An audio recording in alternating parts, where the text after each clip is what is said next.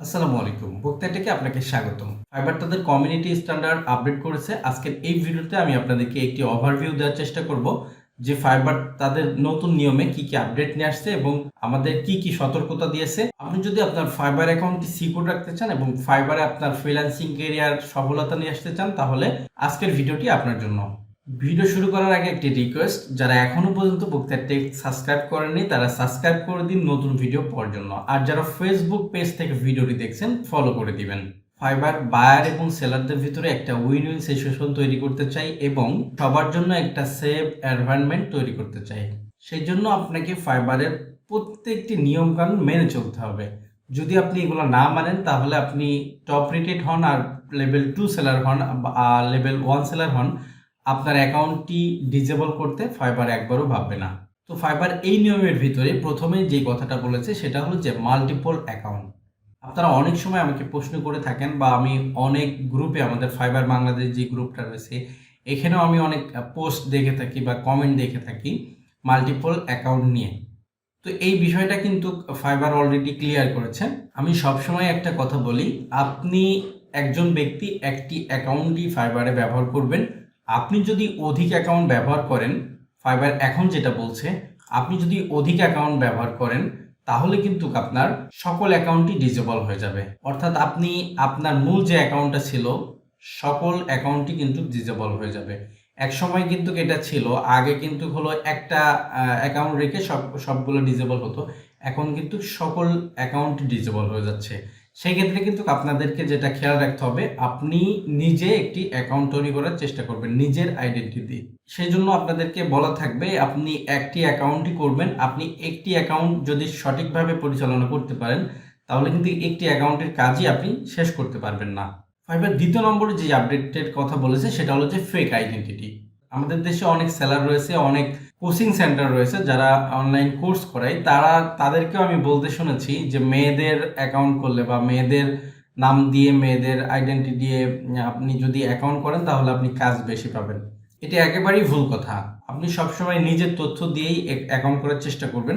অন্যথায় যদি ফাইবার এটা জানতে পারে তাহলে কিন্তু আপনার নামে আর কোনো অ্যাকাউন্টই আপনি করতে পারবেন না, সকল অ্যাকাউন্ট কিন্তু ডিজেবল হয়ে যাবে। সেক্ষেত্রে সবসময় এটি সতর্কতার সাথে খেয়াল রাখবেন, আপনি যে অ্যাকাউন্টটা করতেছেন অবশ্যই আপনার তথ্য দিয়ে আপনি অ্যাকাউন্ট করবেন। অনেক সময় দেখা যায় যে আমি আমার এনআইডি কার্ড নাই, এই জন্য আমি আমার বাবার এনআইডি কার্ড দিয়ে অ্যাকাউন্ট করেছি কিন্তু নাম দিয়েছি আমার। এটাও কিন্তু ফেকের আন্ডারে পড়ে।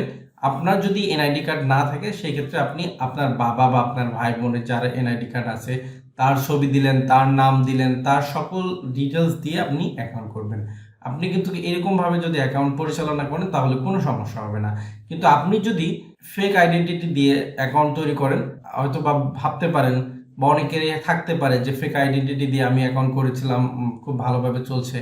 আপনি এটা সবসময় খেয়াল রাখেন, ফাইবার যে কোনো সময় আপনার এই অ্যাকাউন্টটি ডিসেবল করে দিতে পারে। তারপরে যে আপডেটের কথা বলা হচ্ছে সেটা হলো যে ফিডব্যাক ম্যানিপুলেশন। ফিডব্যাক ম্যানিপুলেশন অনেক আগে থেকে হয়ে আসছে, ইদানিং আরো বেশি হচ্ছে। এটা হচ্ছে যে ফেক রিভিউ। আমরা দেখে থাকি বা আমি অনেক দেখি যে অনেক পেজ রয়েছে যারা হলো ফিডব্যাক দিচ্ছে, ইউএসএ, ইউনাইটেড কিংডম, এরকম অনেক ফিডব্যাক তারা সেল করে। এগুলো হলো ফেক ফিডব্যাক।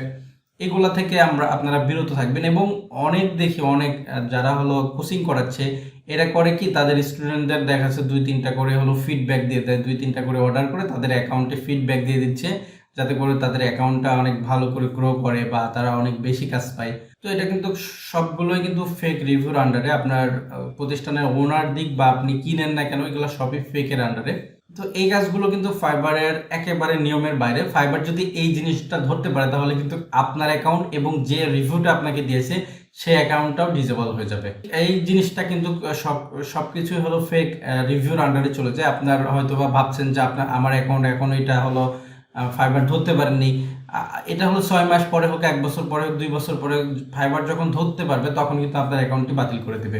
তো সেই সময় যদি আপনার অ্যাকাউন্টটি বাতিল করে তখন কিন্তু আরো বেশি খারাপ লাগবে। সেই জন্য আপনি যখন কাজ শুরু করতে যাচ্ছেন বা শুরু করছেন তখনই আপনি চেষ্টা করবেন আপনি অথেন্টিক ওয়েতে কাজ করার। তারপরে যে সতর্কতাটা দিয়েছে সেটা হলো যে রিপোর্টিং এভিনিউস। তো এই রিপোর্টিং এর বিষয়টি হলো অনেকেরই আমি দেখি, অনেক আমাদের যে গ্রুপগুলো রয়েছে ফাইবার বাংলাদেশ বা অন্য যে গ্রুপগুলো রয়েছে এখানে দেখি যে অনেকেই পোস্ট করেছে যে আমার অ্যাকাউন্টটি হলো রিপোর্ট করা হয়েছে, আমার গিগে রিপোর্ট করা হয়েছে, আমার অরিজিনাল গিগ তারপরেও কপি গিগ বলে রিপোর্ট করা হয়েছে।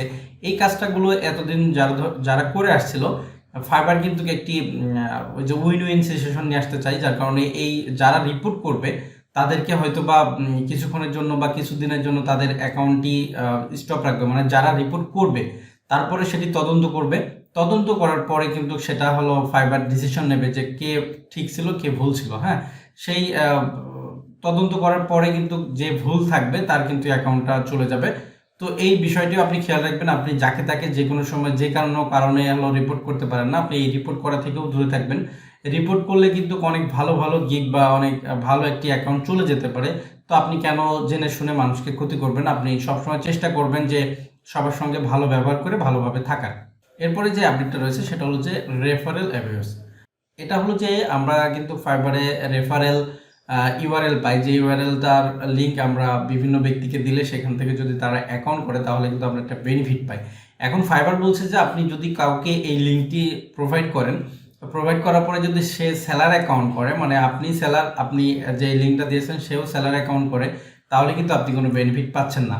এবং আপনি যদি এই লিঙ্কটা আপনি কোনো ক্লায়েন্টকে দেন, সেই ক্লায়েন্ট অ্যাকাউন্ট করার পরে আপনাকে হোক বা অন্য কাউকে হোক অর্ডার করে, তাহলে কিন্তু আপনি একটি বেনিফিট পাবেন, মানে আপনি একটা পার্সেন্টেজ পাবেন।